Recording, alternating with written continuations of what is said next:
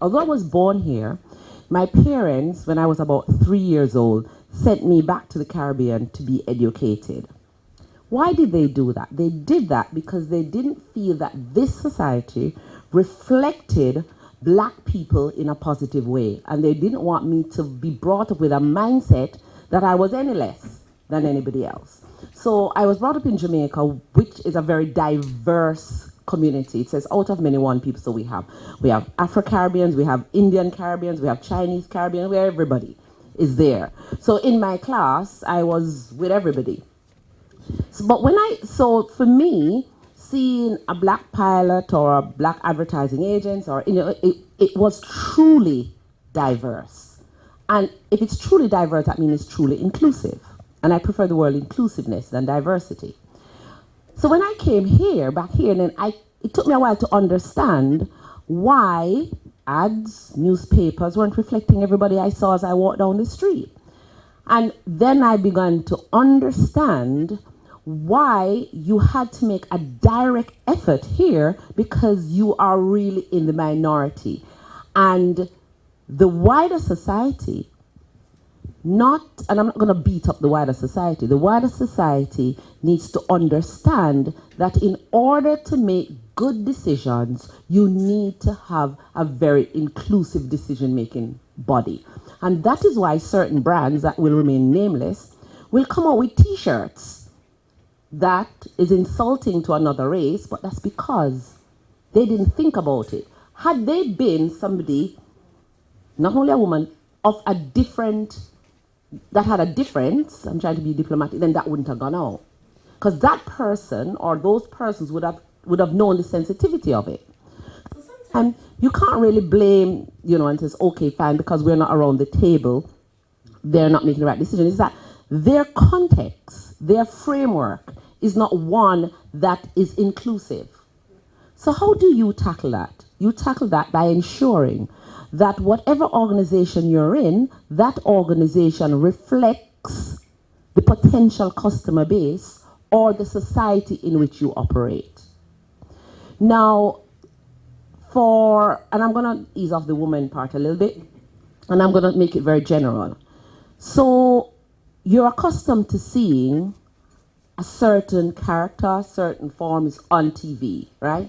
But television doesn't really reflect the minority communities, I say minority very clearly, but minority communities in the UK.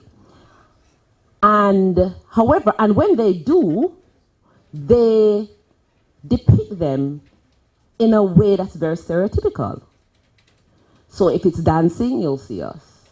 If it's music, you'll see us. If it's sports, you'll see us. But if it's science, you won't. If it's education, you won't. But we know, and we can reel off persons of diverse background, not only black, Indian, Chinese, etc., who are making real difference in whatever field they choose to be in.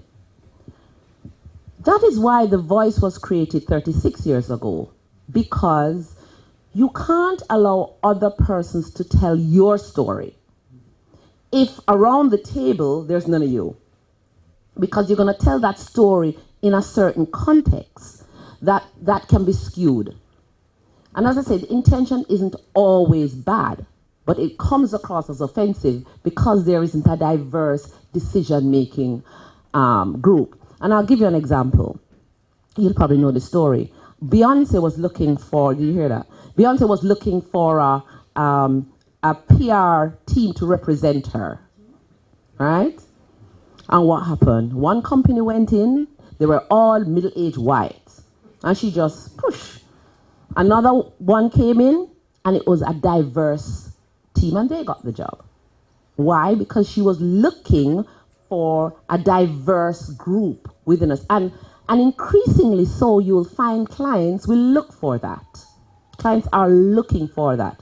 So one has to think, if everybody around the table is like you, you'll get decisions that are similar. Whether it's all white, all black, all Indian, all pink, all blue, it doesn't really matter. If all women are in a room, you'll get a certain type of decision. If all men are in a room, you get a certain type of decision. So in order to get the best decisions, it needs to be a mixed group making those decisions. And in fact, there's been scientific evidence to prove that, but I don't know it, so I won't go into it. But what I'm saying, if you're in a room and it's all you all think the same way, you were brought up the same way, you were socialized the same way, you went to the same school, that means your decision cannot be a broad one, no matter how clever you are. Somebody who has a completely different background, a different context, will come in always with a curveball that will enrich that decision. It might not mean that decision will change, but it will mean that the decision will be tested. And when you go with that, it is a more confident decision. So I'm going to stop there, but just saying, and I mean, we are in I was going to say 2018, but it's 2019. That just shows you I've had a long week. We're all in 2019, and therefore, how we look at a boardroom, how do we look at a classroom, how we look at anybody has to change. It can't be the same as 1852. It just shouldn't, because the world has moved on. Looking at the 2011 census, it shows that when you look at the population of the UK, the fastest growing group of people in the UK are the Africans. By far, as a Caribbean people, I'm saying, yeah, but it is, right? The Caribbean people are the ones that have assimilated more into society. So persons of mixed heritage, that means Caribbean and everybody else, within the Caribbean community is greater than within the African community, right?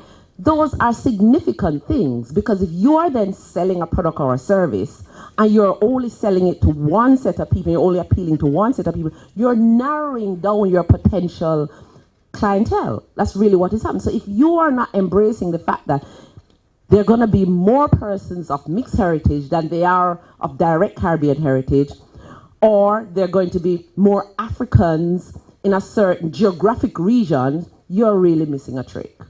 So the way population changes, the way demographic changes within the UK should be important to persons who are seeking to get those audiences. With the voice, we tout for business, and they'll say to us, oh, no, we don't need a voice, we advertise in the metro. All right. But you are selling sportswear. Hello? Right? You walk down the road, every 10 person that wear a pair of X is black. And they're becoming more conscious. When a famous brand said something derogatory about black person, he didn't want them to wear his clothes, and they stopped, he noticed. He noticed. So what I was saying is that it is important to embrace the community that you're in. When you're on the train, when you're on the buses, you will see a diverse group. But sometimes when you go back to your own enclave, like you go to your church or you go to your golf club or you go to your pub, you may not see diversity, but it doesn't mean that it's not there. So if you're going to grow, if you're going to embrace the possibility of getting new business, of serving your clients, then one has to think, the group, my company, is it inclusive? And inclusive of not only women, but race, sexuality, age is another one.